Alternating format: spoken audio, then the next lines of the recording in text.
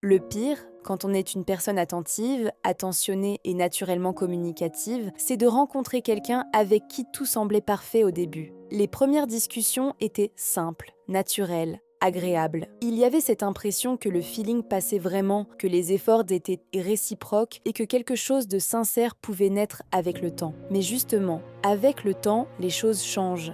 Et qui dit temps, dit aussi sentiments qui commencent à s'installer doucement. On s'attache, on donne plus d'importance aux détails, aux messages, à la présence de l'autre. On commence à faire des efforts naturellement, parce que la personne compte réellement pour nous. Puis un jour, on réalise que on n'aime peut-être pas de la même manière, que malgré toute l'attention qu'on donne, toute la communication qu'on essaie de maintenir, l'autre personne ne fonctionne pas pareil. Les conversations deviennent moins naturelles, parfois au point de ressembler à un monologue, parce qu'au début, on ne faisait pas vraiment attention à ce genre de détails.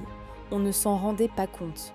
On était surtout dans la découverte de la personne, dans l'envie d'apprendre à la connaître et de profiter de chaque échange. Et on commence à ressentir ce décalage dans les centres d'intérêt, dans la façon de montrer son affection, dans l'importance accordée à la relation. Et au final, le plus douloureux, ce n'est pas forcément le manque d'amour.